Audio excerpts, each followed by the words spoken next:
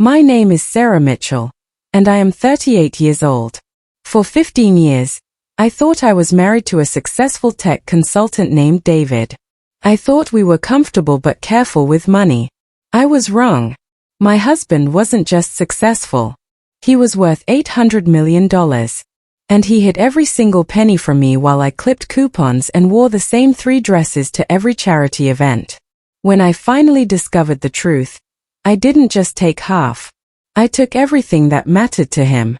His reputation, his freedom, and the empire he thought he'd built in the shadows. Before I tell you exactly how I dismantled a man who treated me like I was too stupid to notice, let me know where you're watching my revenge story from in the comments below. I like to know where you are supporting me from. And if you've ever been underestimated by someone who thought they were smarter than you, hit that like button, turn on the notification bell and subscribe to the channel so you don't miss out on any of my revenge stories. Because what I did to my lying husband will make you believe in justice again. The first crack in my perfect marriage appeared on a Tuesday afternoon in March. I remember because it was trash day, and I was taking out the recycling when I saw it. A thick cream-colored envelope wedged between our regular mail and a grocery store flyer. The return address was embossed in gold. Caldwell and Roth Private Wealth Management. Geneva, Switzerland. I stood there on our driveway in my old yoga pants and a stained t-shirt, holding an envelope that felt heavier than paper should feel. My hands were shaking, but I didn't know why yet. My mind was still innocent and trusting. David and I lived in a nice house. Not a mansion but a very nice house. A 4-bedroom colonial in Westchester County, about 40 minutes from Manhattan. We had a small yard, a 2-car garage, furniture from Pottery Barn and IKEA. We drove sensible cars. Mine was a 7-year-old Honda Accord with a dent in the passenger door from where I'd backed into a shopping cart. David drove a Lexus, but it was 5 years old and he always said he bought it used. We were comfortable. That's the word he always used. I worked part-time as a librarian at the local elementary school. 22 hours a week at $14 an hour. I loved it, but the money barely covered groceries. David worked in tech consulting. That's what he told me. He had an office in Manhattan, vague clients he couldn't discuss because of NDAs, and he traveled frequently. Singapore today, London tomorrow, and Dubai the day after. Sometimes he'd be gone for a week at a time. He is always on the run all for work. At least that's what he made me believe. I trusted him completely. Why wouldn't I? We'd been married for 15 years. We'd met in college when we were both broke students eating ramen and splitting a Netflix account. We'd built this life together. Or so I thought. I turned the envelope over in my hands. It was addressed to David Mitchell. Not Mr. and Mrs. Not our joint names. Just David. The paper was thick and expensive.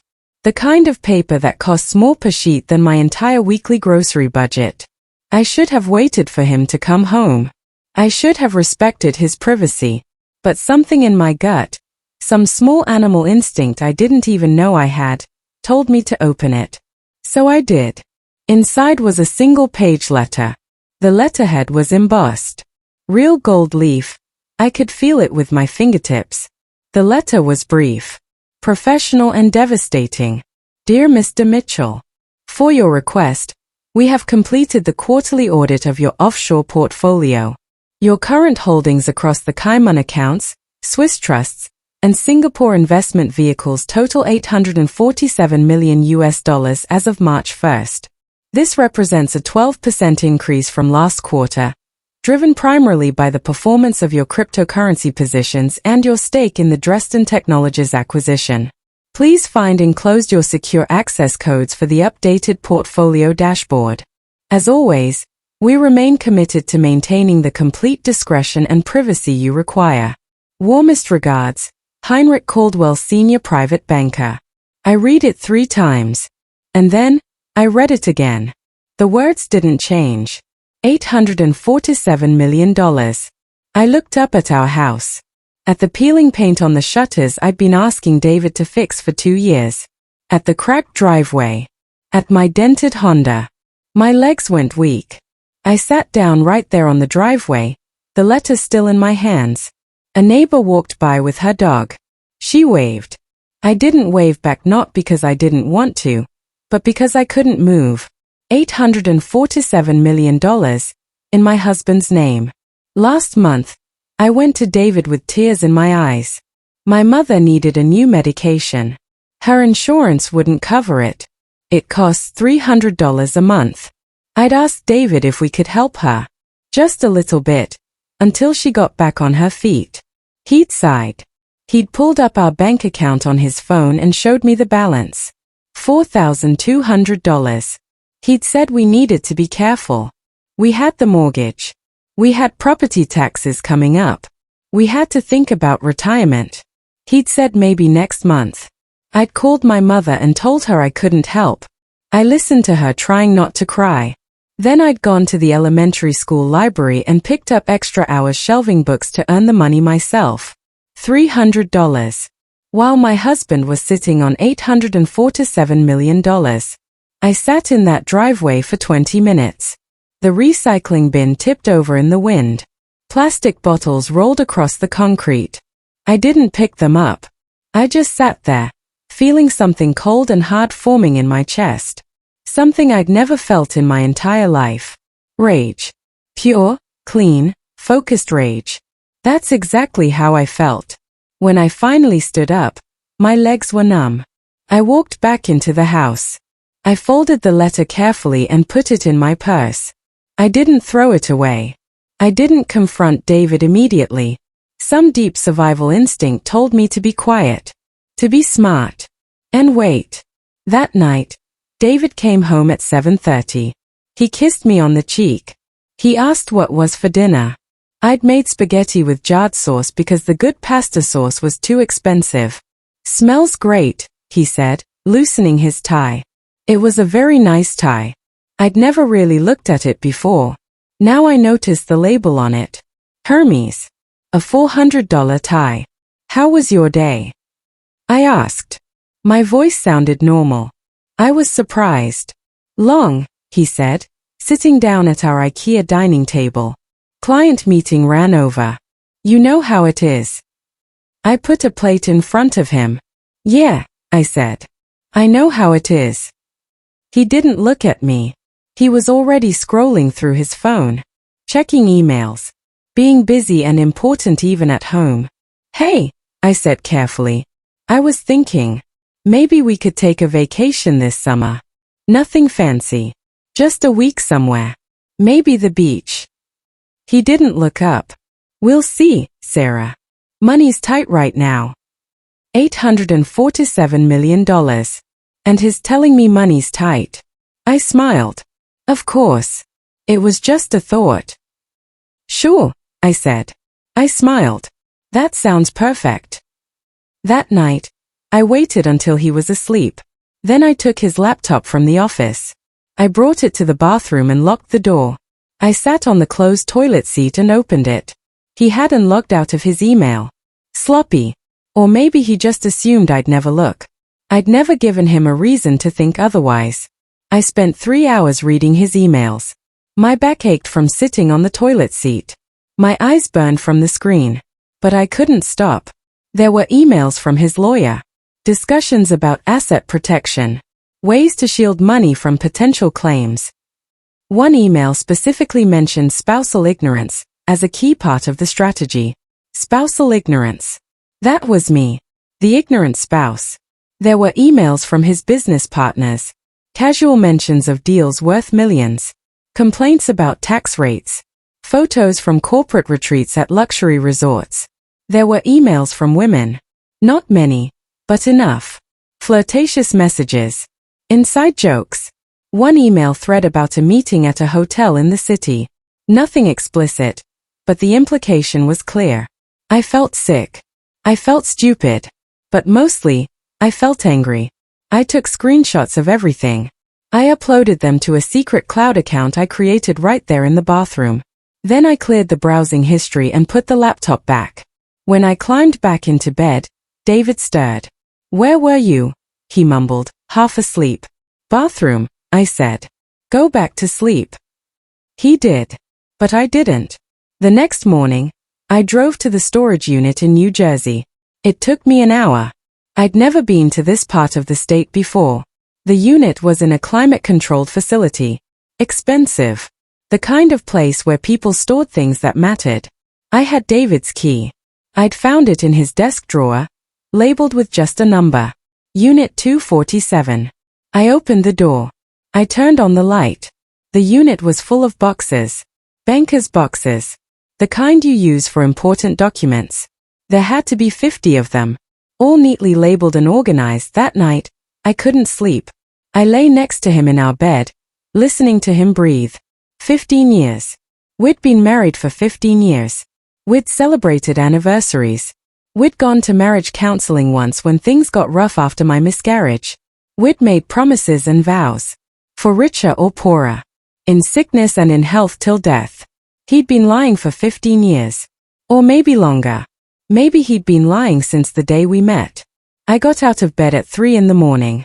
I went downstairs to the kitchen. I made tea I didn't drink. I sat in the dark, thinking about everything. I trusted this man with everything. My youth. My time and my heart. I'd put my own career on hold to support him. I stayed home when he traveled. I'd been a good wife. The supportive wife.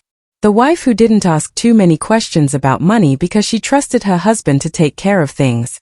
And he'd repaid me by treating me like I was too stupid to notice. Too insignificant to be included. And too worthless to deserve honesty. The rage that had started on the driveway was growing. It was filling my chest, my throat, and my head. It was becoming something bigger than anger. It was becoming a purpose. I'd read enough stories. I'd watched enough news. I knew what happened in divorces with rich men. They hid assets. They had lawyers who knew every trick. They had offshore accounts. Secret trusts. Money that couldn't be touched. I know all about that. If I confronted David now, if I asked for a divorce, he would lawyer up and would deny everything. He would make me prove it. And I was just a part-time librarian with a community college degree.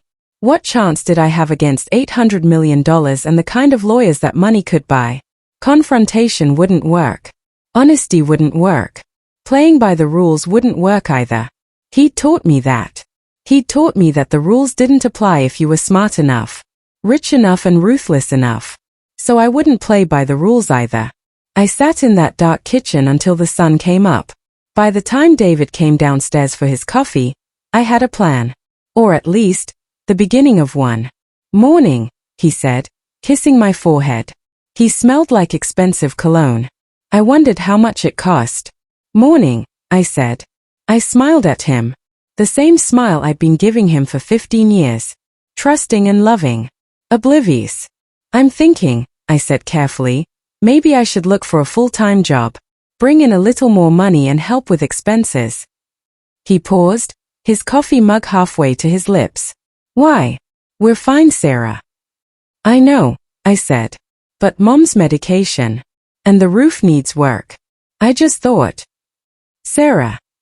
He set down his mug. His voice was gentle and patient. The voice of a man talking to a child. Don't worry about money. That's my job. Your job is to take care of the house. Take care of us. Okay. Take care of us.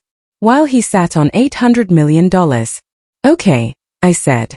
I looked down at my hands. Submissive. You're right. I'm sorry. Don't apologize, he said. He kissed me again. I've got to run. Meeting at 8. He grabbed his briefcase. His $400 tie. His watch that I suddenly realized was a Patek Philippe. $50,000, minimum. On his wrist. Every single day. And I'd never noticed. Because I'd trusted him. Because I'd believed we were partners. But I'd been blind the whole time. The door closed behind him. I heard his car start. The Lexus that wasn't actually used. I checked the registration that morning while he was in the shower. It was brand new. I registered 3 months ago. He'd lied about that too. I stood in the kitchen for a long moment. Then I went to my purse. I took out the letter from the Swiss bank. I read it one more time. Then I got to work. The first thing I did was nothing. Absolutely nothing. I didn't confront David. I didn't hire a lawyer. I didn't tell my friends or my mother or anyone. I just watched. And I learned. I started paying attention to things I'd ignored for 15 years. The phone calls David took in the other room. The emails he minimized when I walked past his laptop. The trips to the city that were supposed to be for work. The nights he came home late smelling like expensive restaurants I'd never been to. I started going through our files. We had a home office. David's domain.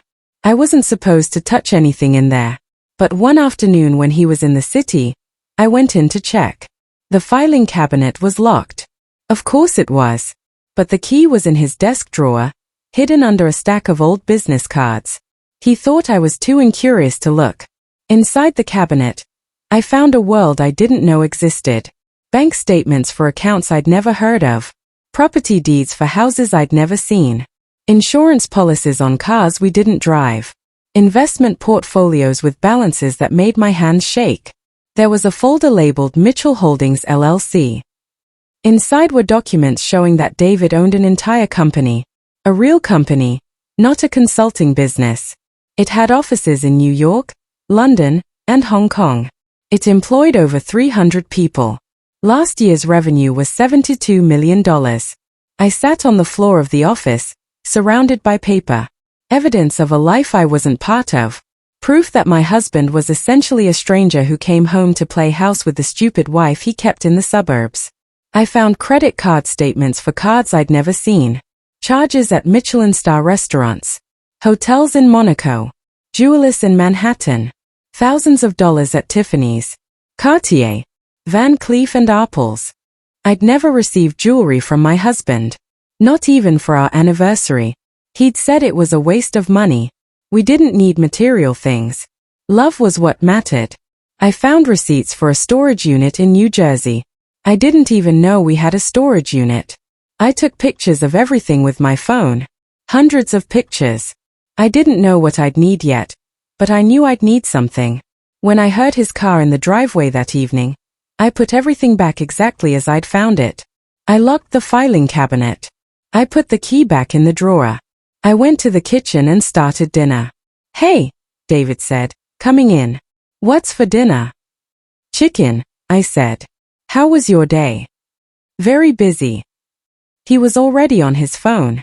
Always on his phone. "David," I said carefully, "I was thinking, for our anniversary next month, maybe we could do something special. Go to the city. See a show. Have a nice dinner. What do you think?" He looked up. "How much would that cost?" I felt the rage flare in my chest. I pushed it down. "I don't know. A few $100 maybe." He frowned. "That's a lot, Sarah. Maybe we should just do something at home. I'll cook. It'll be nice." He'll cook. The man who owned $72 million in annual revenue. He'd cook at home to save a few $100s. I opened the first box. Inside were more bank statements. More investment records. But they were older. Going back years. A paper trail of wealth accumulation that spanned 2 decades. I opened another box. This one had photographs. David at charity galas. David shaking hands with politicians. David giving speeches at conferences. He was wearing tuxedos. Designer suits. Standing in front of banners for companies I'd never heard of. In every photo, there were other people. Beautiful people. Successful people. And sometimes, there were women. Different women. Standing close to David. Smiling at the camera. In one photo, David had his arm around a blonde woman in a red dress. She was holding a champagne glass. They were at what looked like a yacht party. The woman was beautiful. She was wearing a necklace that probably cost more than my car. I stared at that photo for a long time. Then I put it back in the box. I couldn't take the boxes. That would be too obvious. But I could document them. So I spent the next 4 hours taking photos. Every document. Every statement. Every photograph. Every piece of evidence. My phone ran out of storage. I had to delete apps to make room. I kept taking pictures. By the time I was done, my hands were cramping. My back ached. But I had everything. A complete record of David's secret life. I locked the unit. I drove home. I got there 20 minutes before David was supposed to arrive. I made dinner, set the table and poured him a glass of wine. When he walked in, I was the perfect wife. Smiling and happy to see him. Oblivious. "How was your day?" he asked, kissing my cheek. "Good," I said. "Quiet. I went to the library. Ran some errands. You know. The usual." "Great," he said. He sat down at the table. He didn't ask what errands. He didn't care. Why would he? I was just the wife who stayed home and did nothing important. Over dinner, he told me about his day. A boring client meeting. Traffic on the FDR. The weather and all. He didn't mention the offshore accounts. The hidden company. The storage unit is full of secrets. The other life he lived when he wasn't pretending to be my husband.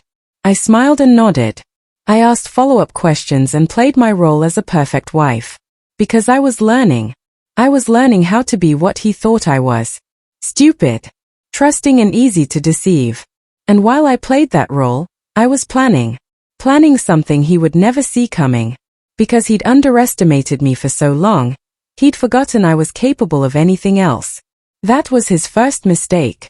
But it wouldn't be his last. For the next 3 months, I lived 2 lives. During the day, I was Sarah Mitchell, devoted wife and part-time librarian. I made dinners. I did laundry. I smiled when David came home. I asked about his day. I played my role so perfectly that David never suspected a thing. But at night, when he was asleep, I became someone else. Someone harder. Someone smarter. Someone who was building a case. I'd created a fake email account. A fake cloud storage. A fake social media profile. I used the library computers so nothing could be traced back to our home network. I was careful, calculative, and patient. I started documenting everything. Not just the financial documents I'd already found.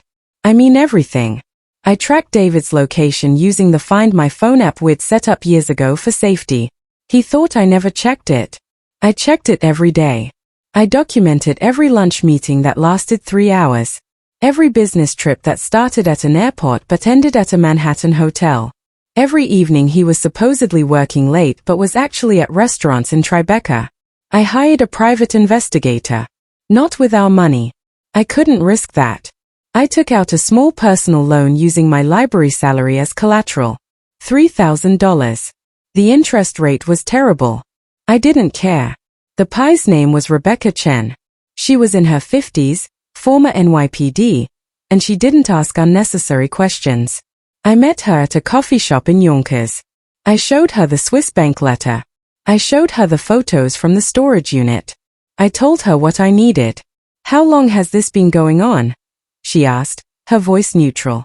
15 years, I said. At least. Maybe longer. She looked at me for a long moment. "You want to know about other women?" "I want to know everything," I said. She nodded. "It'll take time. And it won't be cheap." "I don't care," I said. And I meant it. The rage that had started as a spark on my driveway had become a fire. I would burn through every cent I had if it meant exposing the truth. Rebecca started following David. She was good. Professional. He never noticed. Why would he? He was too busy living his secret life. She gave me reports every week. Written reports with photos. Time-stamped. Documented. Professional. David was having an affair. Multiple affairs. Actually, there were 3 women I didn't know about. 3 women he rotated through like appointments on a calendar. There was Madison, a 29-year-old marketing executive. David took her to expensive restaurants. He bought her jewelry. He'd rented her an apartment in Chelsea. A 2-bedroom with a view of the High Line. $3,000 a month. He paid it through one of his shell companies. There was Yuki, a 32-year-old financial analyst. She traveled with David on his business trips. They stayed in 5-star hotels. They flew first class. In one photo Rebecca took, they were boarding a private jet to the Bahamas. And there was Elena, a 35-year-old lawyer. She was different from the others. The relationship seemed more serious. In the photos, they looked comfortable together. They held hands and kissed in public. Rebecca's report said they'd been together for 4 years. 4 years. While I was clipping coupons and taking extra shifts at the library. While I was asking David if we could afford to help my mother. While I was wearing the same 3 dresses to every school function because I didn't want to spend money on myself. He'd been spending millions on other women. I looked at the photos for a long time. Elena was beautiful, successful and sophisticated. She wore designer clothes. She lived in a penthouse in Tribeca. According to Rebecca's research, David had bought it for her in cash. $4 million. I'd never even seen $4 million. I couldn't imagine what that much money looked like. And David had spent it on an apartment for his mistress. I should have felt hurt, betrayed and heartbroken. I'd loved this man for 15 years. I'd built my life around him. I'd trusted him completely. But I didn't feel hurt. The rage had burned that away. All I felt was cold and focused determination. David wasn't just hiding money. He was hiding an entire life. Multiple lives. He was a different person when he left our house every morning. A person I'd never met. And I realized something. I didn't actually know my husband at all. The man I'd been married to for 15 years was a fiction. A character he played to maintain the illusion of a normal suburban marriage. But it was all fake. The careful budgeting. The modest lifestyle. The complaints about money being tight. It was all a performance. And I'd been the only one who didn't know it was a show. One night in June, something happened that changed everything. I was in bed, pretending to sleep, when David's phone buzzed on the nightstand. He'd left it there while he went to the bathroom. Normally, I wouldn't have looked. But that night, some instinct made me reach for it. The screen was lit up with a text message. From Elena. Can't wait for tomorrow. 2 weeks in Positano. Just us. No interruptions. I love you. Tomorrow. 2 weeks in Positano, Italy. My husband was going to meet with another woman in Italy. I felt like I'd been punched. Not because of the affair. I already knew about Elena. But because tomorrow was supposed to be our wedding anniversary. Our 15th anniversary. David had told me he had to go to Singapore for work. An important client. He'd be gone for 2 weeks. He'd seemed genuinely sorry about missing our anniversary. He'd said we'd celebrate when he got back. It had been a lie. All of it. He wasn't going to Singapore. He was going to Italy. With his mistress. For 2 weeks. While I stayed home alone on our anniversary. I put the phone back on the nightstand. I didn't confront him. I didn't say a word. I just lay there in the dark, listening to him brush his teeth in the bathroom. When he came back to bed, he kissed my shoulder. Love you, he mumbled, already half asleep. I didn't respond. I couldn't. If I opened my mouth, I would scream. And I wasn't ready for that yet. The next morning, David packed his suitcase. I made him breakfast. I kissed him goodbye at the door. I'm sorry about the anniversary, he said, holding my face in his hands. I'll make it up to you. Promise. It's okay, I said. I smiled. Work is important. I understand. He kissed me one more time. Then he got in his car and drove away. To the airport. First class to Italy. To the woman he actually loved. I stood in the doorway and watched him go. Then I went inside. I locked the door. I walked to the kitchen. And I picked up the phone. I called Rebecca Chen. I need everything, I said. I need to know every account, every property, every shell company, every asset. I need to know everywhere the money is hidden. And I need to know by the time he gets back. That's a tall order, Rebecca said. It'll cost. I don't care what it costs, I interrupted. I need it. Can you do it or not? There was a pause. Then, yes. I can do it. But Sarah, what are you planning? I'm planning to disappear $800 million, I said. The same way he made me disappear for 15 years. While David was in Positano, posting photos on a fake Instagram account he thought I didn't know about, I was working. Working harder than I'd ever worked in my life. Rebecca connected me with a forensic accountant named Marcus Webb. He was expensive. $200 an hour. I didn't have that kind of money, but Rebecca vouched for me. She told him this was important. He agreed to take a partial payment up front and the rest later. Marcus was a quiet man in his 60s. He'd worked for the FBI for 20 years before retiring. He'd traced money for terrorists, drug cartels, and corrupt politicians. He said David's financial structure was complicated, but not impossible to unravel. Men like your husband, Marcus said during our first meeting, they think they're clever. They set up offshore accounts, shell companies, trusts in the Cayman Islands. They think no one can touch them, but they always make mistakes. They get lazy. They get arrogant. And they think their wife is too stupid to notice. He looked at me. Are you too stupid to notice, Mrs. Mitchell? No, I said. Not anymore. Marcus smiled. Then let's find his mistakes. We worked every day for 2 weeks. Marcus showed me how to trace money through corporate registries, how to identify shell companies by their registration patterns, how to connect offshore accounts to U.S. assets. It was like learning a new language, a language of deception and hidden wealth. But I learned fast because I had motivation. We discovered that David didn't just have accounts in Switzerland and the Cayman Islands. He had accounts in 17 different countries: Singapore, Luxembourg, Panama, the British Virgin Islands, Monaco, Liechtenstein, places I'd never been, places he'd traveled to dozens of times for work.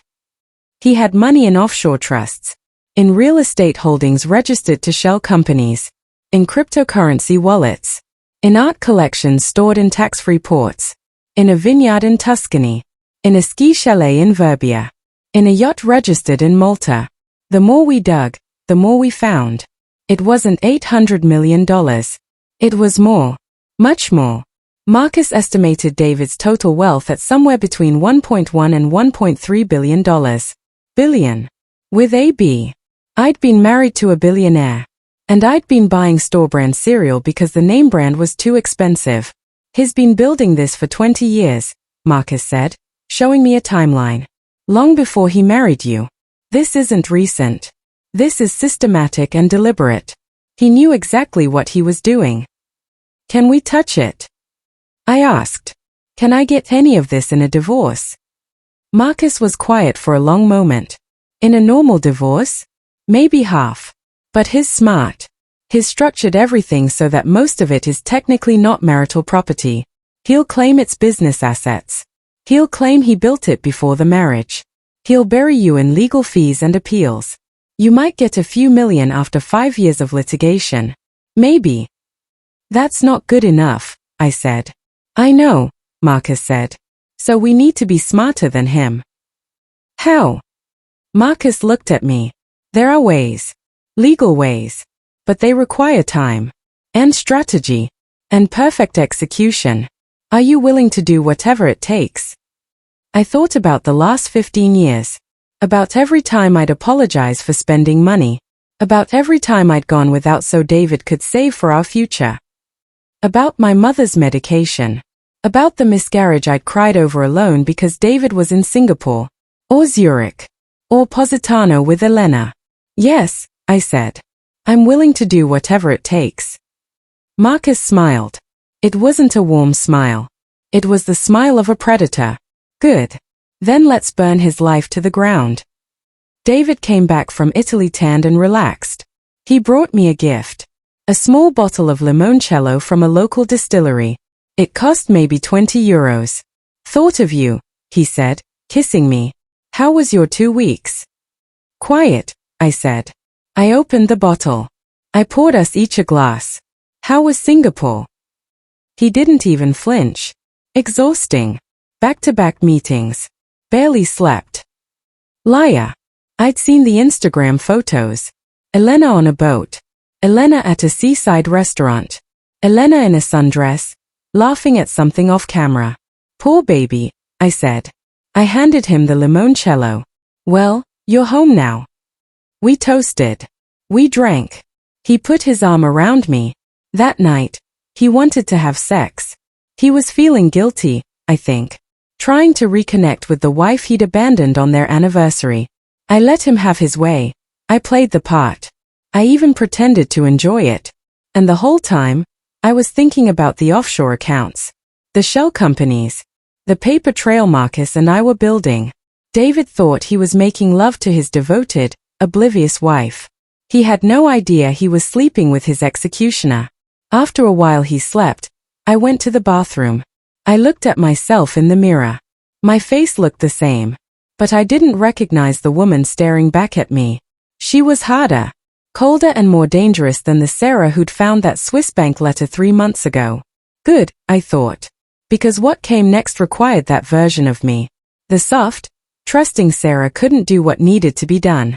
But this new Sarah? She could do anything. The meeting with Marcus's lawyer happened on a Tuesday morning in July. Her name was Diane Rodriguez, and she worked for a firm that specialized in high net worth divorces. She was 52, sharp-eyed, and she didn't waste time on pleasantries. You understand, Diane said, sitting across from me in her glass-walled office, that what you're proposing is extremely risky. If your husband discovers what you're doing before we're ready, he'll move everything. He'll hide it so deep we'll never find it. And you'll end up with nothing. I understand, I said. My hands were folded in my lap. Calm but steady. The rage had become something else over the past few months. Something colder and useful. Your husband has broken multiple laws, Diane continued. She had Marcus's files spread across her desk. Tax evasion. Fraud. Financial crimes. If we report him, he'll go to prison. But that doesn't help you. You need money, not revenge. I need both, I said quietly. Diane looked at me for a long moment. Then she smiled. Then we'll get you both. But you need to be patient. And you need to trust me completely. Can you do that? Yes, I said. Good. Diane pulled out a yellow legal pad. Here's what we're going to do. The plan was complex. Diane explained it in pieces, making sure I understood every step. It would take months, maybe a year. But if we did it right, David wouldn't just lose his money. He'd lose his freedom, his reputation and everything. Step 1 was to establish my legal standing. I needed to prove I'd been deceived about our marital finances, that David had hidden assets, that he'd committed fraud against me personally, not just against the government. To do that, I needed him to lie to me officially, in writing, under circumstances where he had a legal obligation to tell the truth. We need to force a situation where he has to disclose your marital assets, Diane said. And we need him to lie about it. Intentionally. Probably. How? I asked. You're going to ask for a postnuptial agreement, Diane said. I blinked. A what? A postnuptial agreement. It's like a prenup, but you do it after you're married. You're going to tell David you want one.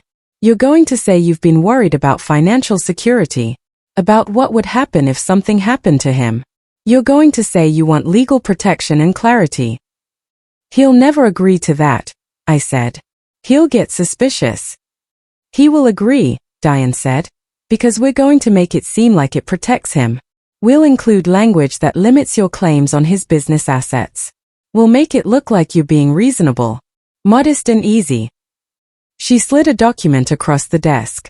This is a draft. In order to execute a postnup in New York State, both parties have to make a full financial disclosure. Complete and honest.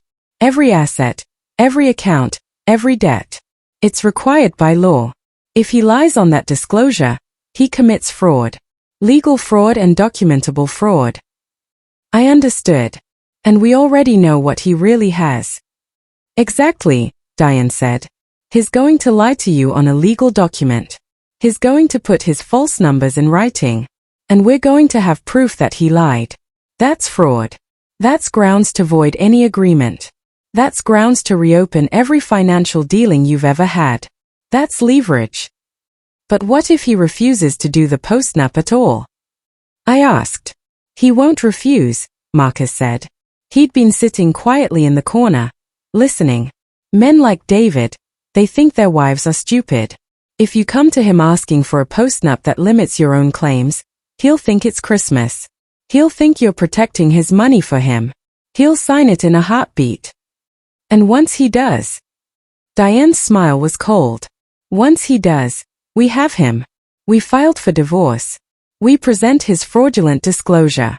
We show the court what he really has. We accuse him of hiding marital assets, of tax evasion, of criminal fraud. We bury him in legal consequences. Will I get the money? I asked. That was what mattered. Not revenge, not justice. Money, security, and power. You'll get more than the money, Diane said. We're going to structure this so that you get control. Not just a settlement. Control. Of the accounts. The companies. Everything. Because here's the thing about men like your husband. They've spent years building empires in the shadows.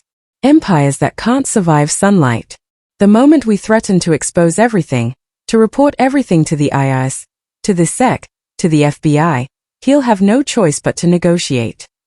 And if he doesn't negotiate, then we destroy him publicly, Diane said simply.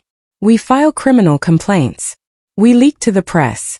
We make sure everyone knows David Mitchell is a fraud and a tax cheat. His business relationships will evaporate. His assets will be frozen. His reputation will be ruined. And you'll still get everything in the divorce because he'll be too busy fighting criminal charges to fight you. I sat back in my chair. It was elegant, brutal and perfect. How long will this take? I asked. 6 months minimum, Diane said. A year is more realistic. You need to be patient. You need to play the role of devoted wife for at least 6 more months. Can you do that? I thought about the last 4 months. About every smile I'd faked. Every dinner I'd cooked. Every night I'd lay next to David, pretending everything was fine while I plotted his destruction. Yes, I said. I can do that. Good, Diane said. She stood up, extending her hand. Then let's begin. I brought up the Postnup on a Sunday morning in August. We were having coffee on the back deck. It was a beautiful day. Sunny. Warm. Birds singing. The perfect setting for deception. David, I said carefully, I need to talk to you about something. He looked up from his phone, annoyed at being interrupted. What's up? I've been thinking, I said. I made my voice soft. Uncertain. About the future. About what would happen if something happened to you. His annoyance shifted to confusion. What do you mean? I mean, legally, I said. If something happened to you, if you got sick or had an accident, I don't know anything about our finances. I don't know what we have. I don't know who to call. I'd be completely lost. This was true, of course. But he didn't know that I knew it was true. He thought I was just a worried wife. Sarah, nothing's going to happen to me, he said. Dismissive. I'm healthy. I'm fine. I know, I said. But I'd feel better if we had some kind of legal protection. Some kind of plan. I was reading about postnuptial agreements. They're like prenups, but for people who are already married. They just clarify things. Make sure everyone's protected. I watched his face carefully. I saw the moment his brain started calculating. Wondering if this was a trap. Wondering what I knew. Where did you hear about postnups? He asked. His voice was casual, but his eyes were sharp. A woman at the library, I lied smoothly. Her husband died suddenly. She had no idea what assets they had. It took her years to sort everything out. She said if they'd had a postnup, it would have been so much easier. David relaxed slightly. A dead husband. A grieving widow. A cautionary tale. That made sense to him. I don't know, Sarah, he said. Those things are expensive. Lawyers. Paperwork. Is it really necessary? I'd feel better, I said. I reached across the table and took his hand. Please. Not because I don't trust you. Just because I want to be prepared. I want to know that if something happens, I'll be okay. He squeezed my hand. You'll always be okay. I'll always take care of you. Lies. All lies. But I smiled like I believed him. I know, I said. But humor me. Please. We can make it simple. Just a basic agreement that says what's yours, what's mine, And what happens in an emergency? It'll give me peace of mind. I could see him thinking and calculating. If he refused, it would seem suspicious. Like he had something to hide. But if he agreed, he could control the narrative. He could tell me we had a few $100,000 in savings. A modest retirement account. The house. He could keep lying. And a postnup that limited my claims would actually protect him if I ever got smart and filed for divorce. Which I wouldn't, because I was too stupid and too devoted. That's what he was thinking. I could see it on his face. Okay, he said finally. If it'll make you feel better, we can do a postnup. But let's keep it simple. Nothing crazy. Of course, I said. I smiled. Thank you. I really appreciate this. He kissed my forehead. Anything for you. Liar. David hired a lawyer. Not Diane. He hired his own lawyer. A corporate attorney from his business. A man named Kenneth Shaw who worked for the firm that managed David's shell companies. This was perfect. It meant Kenneth knew about the hidden money. It meant he was complicit. It meant everything he did would be tainted by that knowledge. Kenneth drafted the postnup. He sent it to me for review. I pretended to read it carefully. I asked a few simple questions. Nothing that would seem suspicious. I played the role of the concerned but unsophisticated wife. The agreement was simple. In the event of divorce or death, I would receive the house, $1 million, and David's life insurance.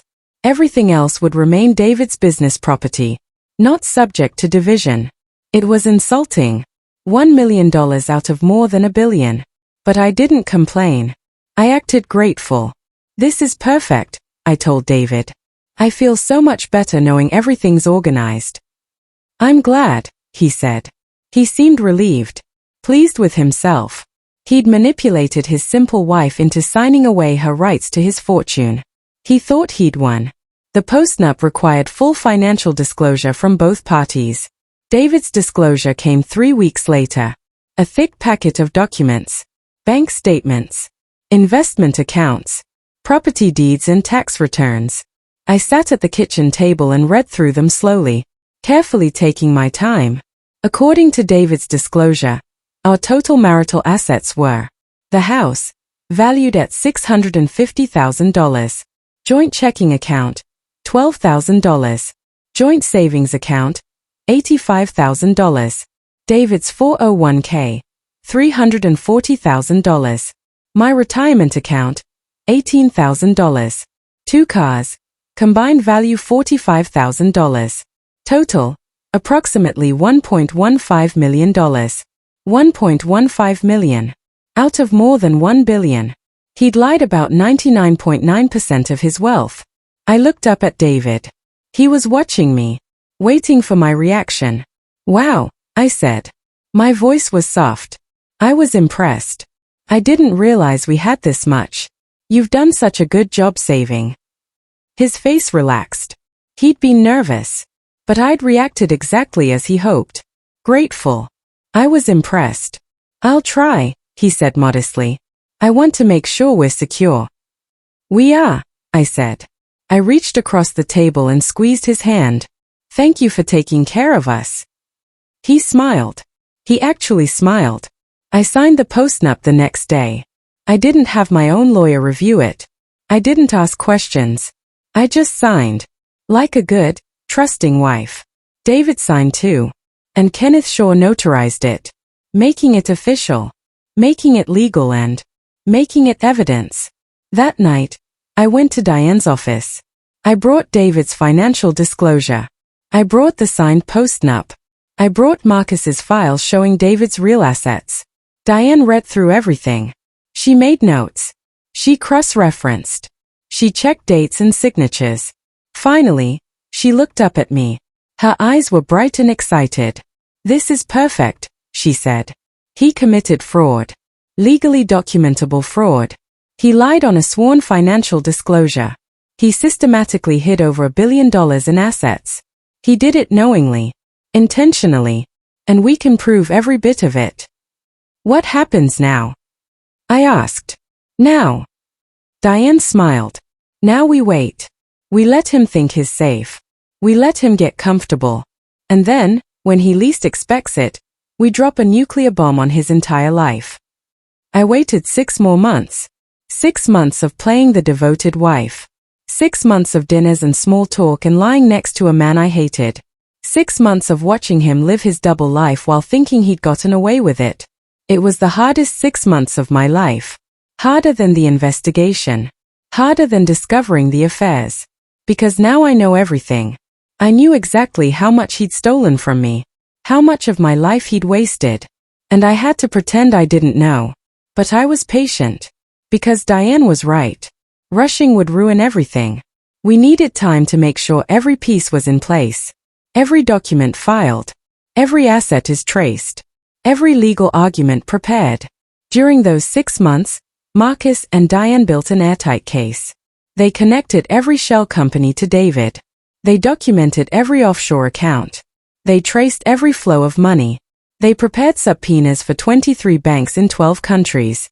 They contacted the IRS Criminal Investigation Division, the SEC, the FBI Financial Crimes Unit. They built a web so tight that David wouldn't be able to move a single dollar without us knowing. And I waited. I smiled. I cooked dinners. I asked about his day. I was perfect. David never suspected a thing. Why would he? I'd been playing this role for 15 years. He had no reason to think anything had changed. In November, David told me he was going to Zurich for a week. Business. The usual lie. Okay, I said. I kissed him goodbye. Be safe. I love you. Love you too, he said. Automatic. Meaningless. I watched him drive away. I counted to 60. Then I called Diane. He's gone, I said. We're clear. Perfect, Diane said. I'll file the papers this afternoon. We'll serve him when he gets back. No, I said. Serve him in Zurich. At his hotel. In front of Elena. I want him to know I know everything. There was a pause. Then Diane laughed. It was a dark, satisfied sound. You're absolutely sure? I'm sure, I said. I want him to suffer the way I suffered. I want him to feel what it's like when your whole world collapses and you realize the person you trusted has been planning your destruction for months. All right, Diane said. I'll arrange it. International service will take a few days, but we can make it happen. Good, I said. Make it happen. I hung up the phone. I stood in my kitchen, in the house I'd lived in for 15 years, and I felt nothing but cold satisfaction. David thought he was in Zurich having a romantic week with his mistress. He thought his stupid wife was at home missing him. He had no idea the papers were already filed. The accounts were already frozen. The criminal referrals were already submitted. The bomb was already falling. He just hadn't felt the impact yet. David was served with divorce papers on a Wednesday morning in Zurich. According to the service agent's report, it happened at 9:47 a.m. local time. David and Elena were having breakfast at the hotel restaurant. The Bauer au Lac. 5-star. Overlooking the lake. The server approached their table with a leather portfolio. David assumed it was the check. It wasn't. Inside were divorce papers. A restraining order. A freeze on all accounts connected to David Mitchell. And a criminal referral notice from the IRS. The server was a local process agent. Professional. Discreet. He handed David the portfolio, said you've been served, in perfect English, and walked away. According to the agent's report, David opened the portfolio at the table. He read the first page.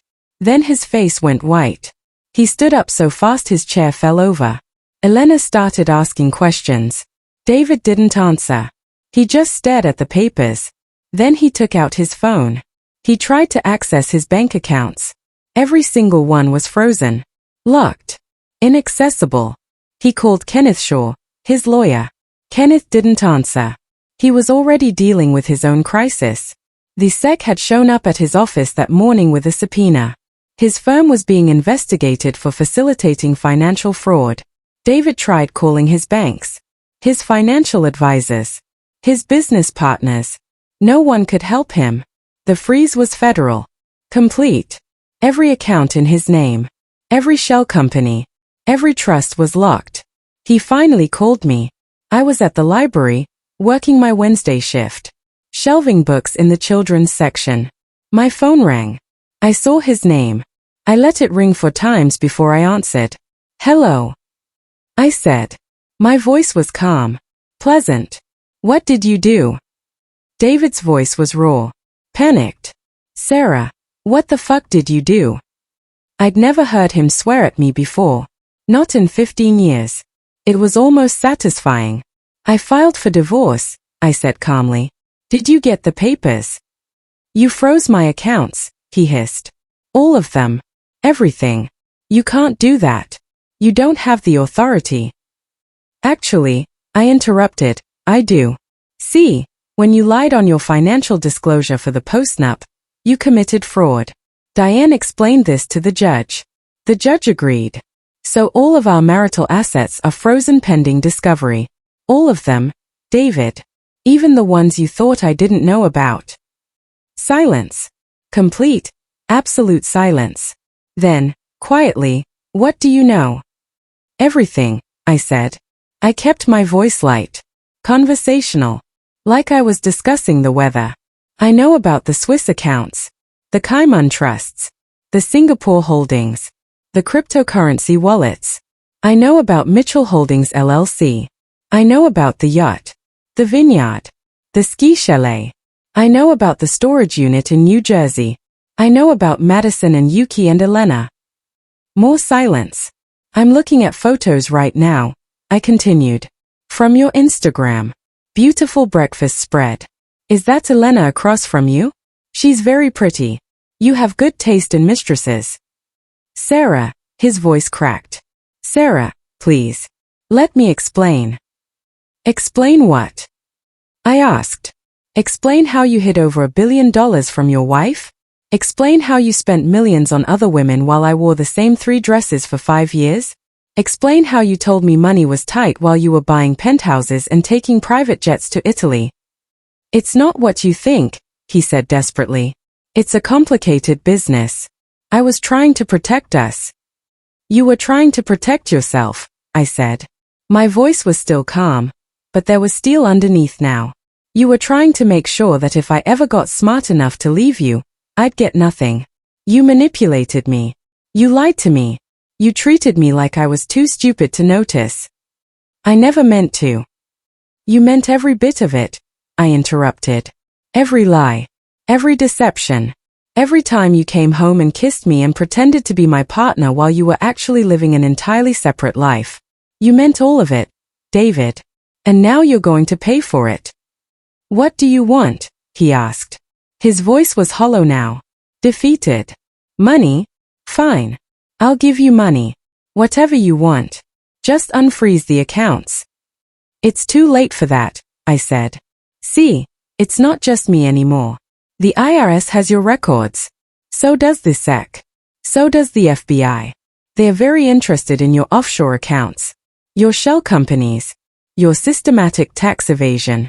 Diane estimates you've evaded somewhere between $30 and $50 million in taxes over the past decade. That's a federal crime, David. A serious one." I could hear him breathing. Fast, shallow breaths but panic. "You're going to prison," I continued. "Unless you cooperate fully with the investigation. Unless you hand over every asset, every account, every property. Unless you tell them everything." "And if I do that?" he asked quietly. "If you do that," I said, "they might give you a lighter sentence.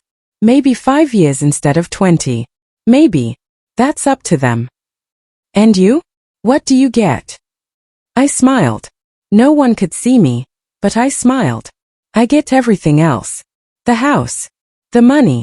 The businesses. Everything you tried to hide. Everything you thought I was too stupid to find. I get all of it." Silence. 15 years, David, I said softly. 15 years I trusted you. 15 years I supported you. 15 years I believed we were partners. And the whole time, you were lying to my face. Did you ever love me? Even in the beginning? Or was I always just the cover story? The boring suburban wife who made you look normal? He didn't answer. That was enough to answer. I'll see you in court, I said. Oh, and David? Happy anniversary. I hung up. I stood there in the children's section of the library, surrounded by picture books and tiny chairs, and I felt something I hadn't felt in years. Free. David came back from Zurich 3 days later. He didn't come home. He couldn't. There was a restraining order. He wasn't allowed within 500 feet of the house or me. He went to a hotel. The Hilton in White Plains. Not the Four Seasons. Not even the Ritz. His accounts were frozen. His credit cards were frozen. He had to use what cash he had in his wallet. According to Rebecca Chen, who was still monitoring him, he had less than $3,000. From billionaire to broke in 72 hours. Kenneth Shaw tried to fight the asset freeze. He filed emergency motions. He argued to the judge that David's businesses would collapse without access to operating capital. That employees would lose their jobs. That investors would be harmed. Diane countered with the evidence. The offshore accounts. Systematic tax evasion. The fraudulent post-nup disclosure. The hidden assets. The affairs were funded with marital money. The judge wasn't sympathetic. She was a 60-year-old woman who'd been on the bench for 20 years. She'd seen men like David before. Rich men who thought the rules didn't apply to them. Mr. Mitchell, the judge said at the emergency hearing, you systematically lied to your wife about the marital finances. You hid over $1 billion in assets. You committed fraud on a sworn legal document. And now you're asking this court to give you access to those assets so you can continue operating businesses that were built on tax evasion and fraud. David's lawyer started to respond, but the judge held up a hand. Motion denied, she said. The asset freeze remains in place pending full discovery. Mr. Mitchell, you will cooperate fully with Mrs. Mitchell's forensic accountants. You will disclose every account, every property, every investment. You will sign waivers for every bank in every country, and you will do it within 30 days, or I will hold you in contempt. She looked at David over her glasses. Do you understand? David nodded. He looked like he'd aged 10 years in a week. His expensive suit was wrinkled. His hair was messy. His eyes were hollow. Yes, Your Honor, he said quietly. Good, the judge said. The next hearing is in 30 days. Don't miss it. The story broke in the press 2 weeks later. Someone leaked it. Maybe someone from the court. Maybe the IRS. Maybe Diane. I didn't ask. The headline in the New York Post was perfect. Tech mogul hid billion-dollar fortune from wife while she worked part-time library job. The article included everything. David's secret company. The offshore accounts. The affairs. The penthouse he'd bought for Elena. The yacht. The private jet. The systematic deception. There were photos. David at charity galas. David shaking hands with politicians. David giving speeches about business ethics and corporate responsibility. The hypocrisy was stunning. And the internet loved it. The story went viral. Twitter exploded. Reddit threads popped up. Facebook posts were shared millions of times. Everyone had an opinion. Most people were on my side. They called David a monster. A sociopath. A liar. They praised me for being smart enough to expose him. They called me a hero. Some people blamed me. They said I must have known. That I must have been complicit. That I was just after the money. Those people were mostly men. Rich men who saw themselves in David and didn't like what they saw. I didn't respond to any of it. I didn't give interviews. I didn't go on social media. I just stayed quiet and let Diane handle everything. David's business partners started distancing themselves. Publicly. His company's investors demanded answers. His board of directors called an emergency meeting. By the end of the month, David had been removed as CEO of his own company. Forced out by the very people who'd helped him build it. Elena broke up with him. Publicly. She gave an interview to Page 6. She said she'd had no idea David was married. That he'd told her he was divorced. That she was shocked and horrified by the revelations. That she was cooperating fully with the investigation. It was all lies, of course. But it was smart. She was protecting herself. Making sure she wouldn't be implicated in the fraud. Madison and Yuki disappeared. No statements. No interviews. They just vanished back into their private lives, probably terrified they'd be dragged into the scandal. David's mother called me. She was crying. She asked me to drop the charges, to show mercy, to think about the family name. I hung up on her. She'd never liked me anyway. She'd always thought her son had married beneath him. Now she knew the truth. Her son was a criminal. And I was the one who'd exposed him. The full discovery process took 4 months. Marcus and his team of forensic accountants went through every record, every account, every transaction. What they found was worse than I'd imagined. David hadn't just hidden assets from me. He'd stolen from his own company, from investors, from business partners. He'd been running a Ponzi-style scheme, using new investor money to pay returns to old investors while siphoning millions into his personal accounts. He'd been doing it for years. The total amount stolen was over $200 million. This wasn't just tax evasion. This wasn't just divorce fraud. This was securities fraud, investment fraud, crimes that carried decades in prison. The FBI arrested David on a Tuesday morning. He was still at the Hilton. They came at 6 a.m. Rebecca Chen was watching. She sent me photos. David in handcuffs. David being led out of the hotel lobby. David sitting in the back of an FBI vehicle. He looked small. Defeated. Nothing like the confident man who'd kissed me goodbye and told me money was tight. He was charged with 23 counts. Tax evasion. Wire fraud. Securities fraud. Money laundering. Each count carried 5 to 10 years in prison. His lawyer tried to negotiate. Kenneth Shaw had been disbarred by then, so David had to get a new attorney. A public defender. The kind of lawyer David would have sneered at a year ago. The prosecutor wasn't interested in negotiating. The evidence was too strong. The crimes were too serious. The victims, including me, were too sympathetic. He can plead guilty and cooperate, the prosecutor told David's lawyer. If he does, we'll recommend 15 years. If he fights, if he makes us go to trial, we'll ask for the maximum. 70 years. He'll die in prison. David pleaded guilty. He didn't have a choice. At the sentencing hearing, the judge asked if I wanted to make a statement. I did. I stood up. I walked to the podium. I looked at David. He was sitting at the defense table in an orange jumpsuit. His hands were shackled. He wouldn't look at me. Your Honor, I said. I was married to this man for 15 years. I loved him. I trusted him. I built my life around him. And the entire time, he was lying to me. He was stealing from me. He was treating me like I was too stupid to notice or too insignificant to matter. My voice was steady. Calm. I'd practiced this. He hid over $1 billion from me. He spent millions on other women. He bought them apartments and jewelry and trips while I wore the same 3 dresses and took extra shifts at the library to help my mother pay for medication. He told me we couldn't afford to take a vacation while he was flying to Italy on private jets. I paused. He didn't just break the law. He broke every promise he ever made to me. He destroyed 15 years of my life.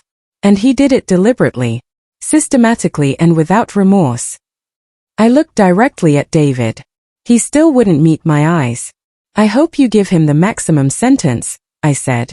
Not because I'm vengeful, but because he deserves it. And because other women need to know that men like this don't get away with it. That eventually, justice catches up. I sat down. The courtroom was completely silent. The judge took a breath. She looked at David. Mr. Mitchell, I've read all the evidence in this case. I've reviewed the financial records. I've heard from the victims. And I've listened to Mrs. Mitchell's statement. She paused. In my 23 years on the bench, I have never seen such systematic, calculated deception. You didn't just commit fraud. You built your entire life on it. You lied to your wife, your business partners, your investors, the government, everyone. David's lawyer started to speak, but the judge held up a hand. I sentence you to 18 years in federal prison.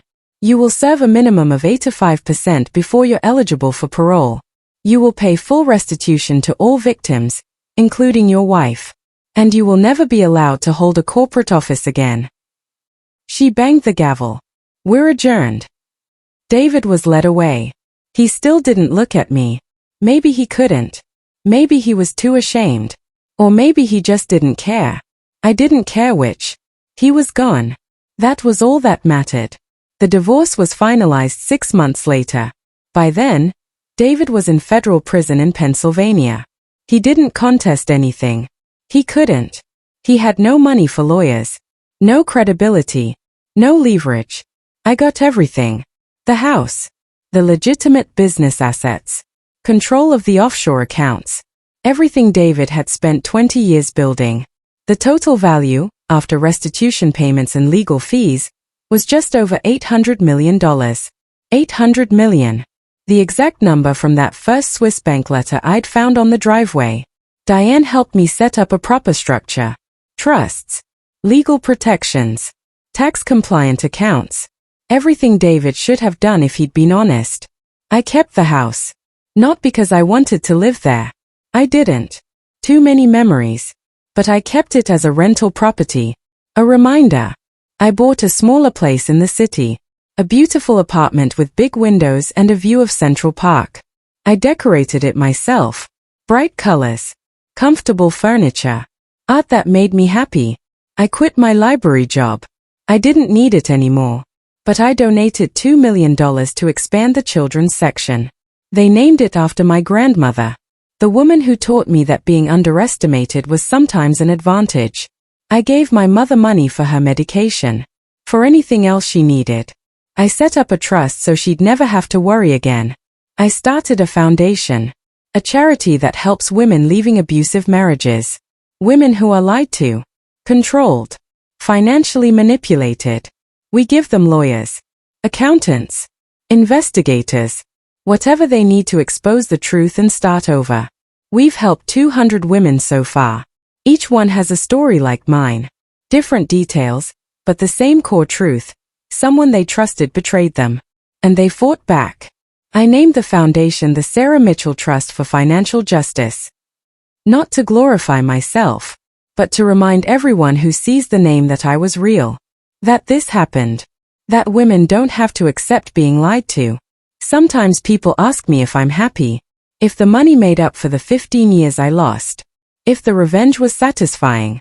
The answer is complicated. I'm not happy the way I was before.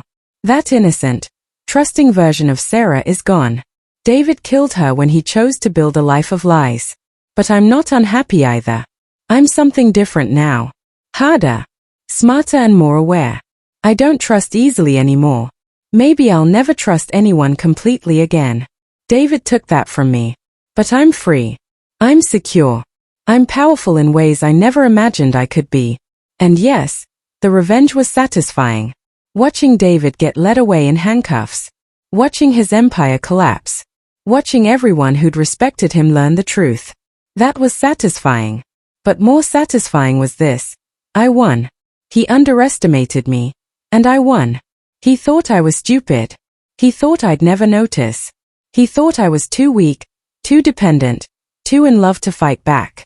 He was wrong about all of it. I was smarter than he thought. I was stronger than he thought. And I was capable of patience and strategy and ruthlessness he never imagined. He buried $800 million in the shadows, thinking he could hide it from me forever. So I buried his entire future right beside it. And unlike his money, his future is never coming back. David Mitchell is currently serving year 3 of his 18-year sentence. I've been told he works in the prison library. If you've ever been betrayed by someone who thought they were smarter than you, drop a comment below. And if this story reminded you that underestimated people are the most dangerous people, hit that subscribe button. Justice isn't always fast. But when it comes, it's absolute.